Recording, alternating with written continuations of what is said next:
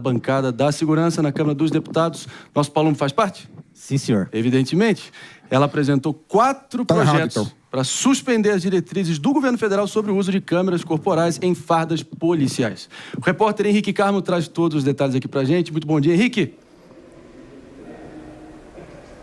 Bom dia, Marinho. Bom dia a todos do Morning. Isso mesmo. Após a apresentação daquelas regras pelo Ministério da Justiça e Segurança Pública para o uso de câmeras corporais por policiais, pouco depois de 24 horas, a bancada de Segurança Pública da Câmara dos Deputados apresentou 4 projetos de decreto legislativo, pedindo para suspender essas diretrizes que foram colocadas ali pelo Ministério da Justiça.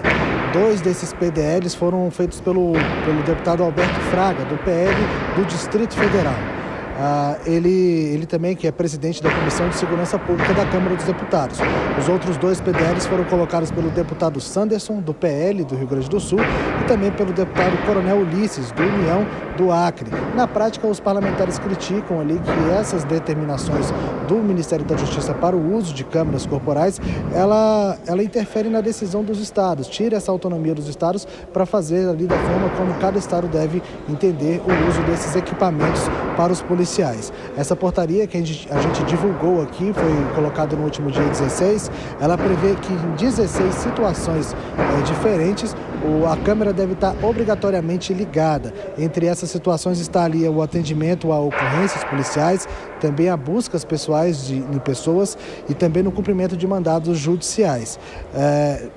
Essas regras também, o deputado Sanderson também informou, Marinho, que já na próxima semana vai pedir aí um recurso para poder adiantar esse pedido desse PDL. E não só esses PDLs que foram colocados aí, que são contra essas normas. Já existiam outros projetos de lei que já tramitavam na Câmara dos Deputados pedindo para que o uso das câmeras fossem opcionais e outras formas também. Além disso, uma outra informação importante: acaba hoje, Marinho, o prazo de 72 horas para que o governo de São Paulo responda ao Supremo Tribunal Federal sobre alguns questionamentos a respeito do edital que vai adquirir as câmeras corporais para os policiais do estado de São Paulo. O ministro Luiz Roberto Barroso, ele atendeu ali um pedido da Defensoria Estadual que questionou alguns pontos ali desse edital, que vai agora no dia 10 de junho, e um desses pontos ali que ele critica é justamente essa questão do ligar e desligar da câmera, se isso vai ficar a cargo do policial ou não, Marinho.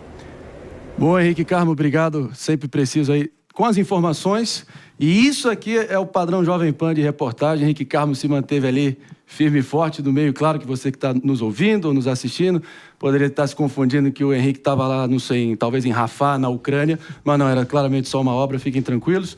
E o Henrique foi mega profissional e, claro, trazendo a informação sempre precisa. Obrigado, Henrique. Vamos fazer um break para você que está nos ouvindo aqui na Rádio Jovem Pan. Daqui a pouco a gente volta aqui no Morning Show.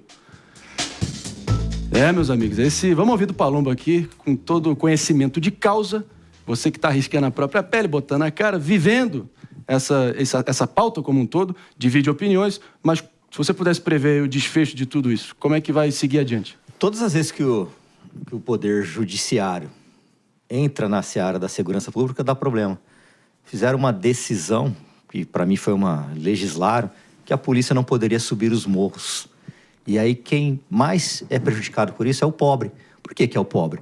Eu já citei esse exemplo aqui algumas vezes. Imagine você ter uma motinha, tá pagando lá em 60 meses, 5 anos, a moto é roubada, vai parar no morro.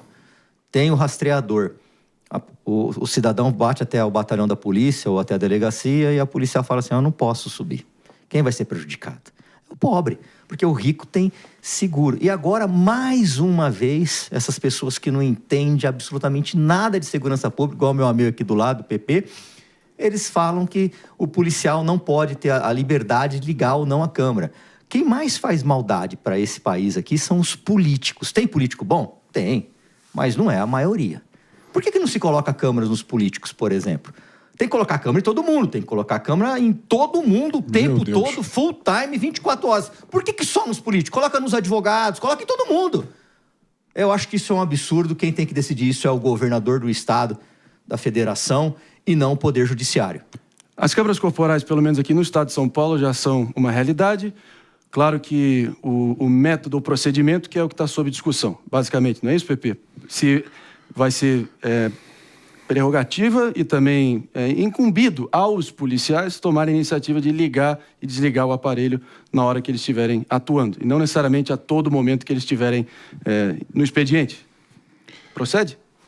Procede, essa é a grande discussão. Agora eu fico abismado, Marinho, com o Palumbo. Eu estou com o Palumbo discutindo já tem alguns meses, talvez anos, né?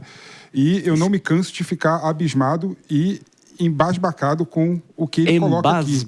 É impressionante que o Palumbo não cansa de me surpreender. Não dá para ser contra a câmera no uniforme do policial. Né, quem é contra a câmera no uniforme do policial é contra a ciência. Existem vários estudos. Existem vários estudos que demonstram claramente que a letalidade policial, no caso de São Paulo, reduziu em 70%. A rota aumentou. Em 70%. A polícia parou de trabalhar, filho. A polícia parou, tirou o freio. Aquele argumento que a parte da polícia fala, e parte das pessoas como o Palumbo fala, que a autoridade policial estaria reticente, com medo de fazer operação e por isso que diminuiu a letalidade policial, não subsiste quando você analisa a pesquisa, que fala que o número de ocorrência manteve igual e até aumentou em determinadas situações. Ou seja, a câmera é importante para a população e, mais do que isso, é importante para o bom policial. Mas o governador porque a câmera protege o bom policial. Em várias medidas, a câmera é usada, inclusive, para absolver o policial das questões relacionadas à corregedoria, porque identifica que ele fez a operação da forma adequada. Mas quem quem é contra a câmera é contra a polícia e é contra a sociedade. Tá bom.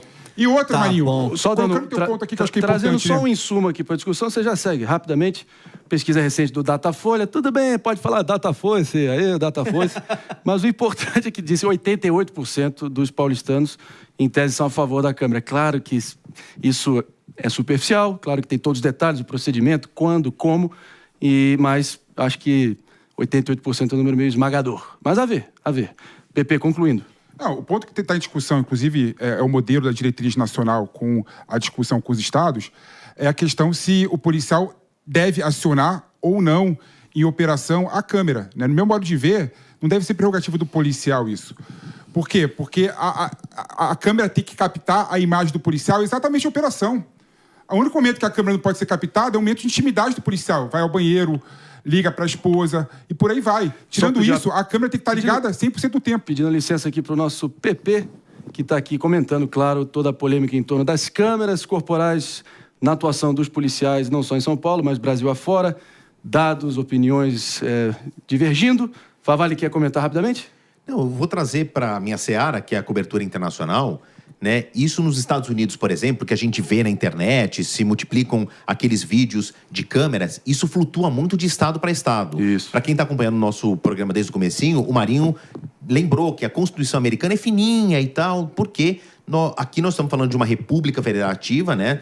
Todos os estados são regidos por uma lei federal. Nos Estados Unidos existem diretrizes, que são as emendas constitucionais, e cada estado tem a sua leitura, a sua própria legislação. No ano 2000, eu era correspondente nos Estados Unidos e teve um caso emblemático, que era o do George Floyd. Acontece em Minnesota, um estado bem ao norte, quase Canadá, nos Estados Unidos, e lá não tem câmera corporal nos policiais.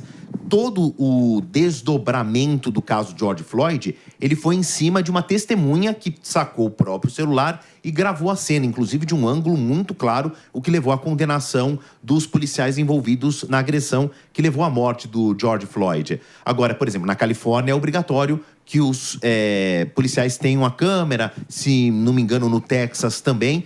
Isso flutua muito. Eu queria trazer só um outro ponto, a gente falou tanto de mídias sociais. Em pleno século XXI, já estamos na terceira década do século XXI, a gente tem 7 bilhões de habitantes no planeta e 7 bilhões potenciais cinegrafistas. Não conheço ninguém que não tem um celular e um celular moderno que não tem uma câmera. Então, hoje é muito difícil uma ação constrangedora, violenta, desconfortável, não ser gravada por um telespectador, uma testemunha. Mas aí também existem discussões se essa prova vale ou não no tribunal. Ainda sobre a diferença entre as constituições brasileira e americana, a nossa teve 128 emendas desde a sua promulgação em 1988. Já a americana teve apenas 27. Acho que aí mostra uma diferença até considerável. Mas claro que cada caso é um caso. A gente segue adiante na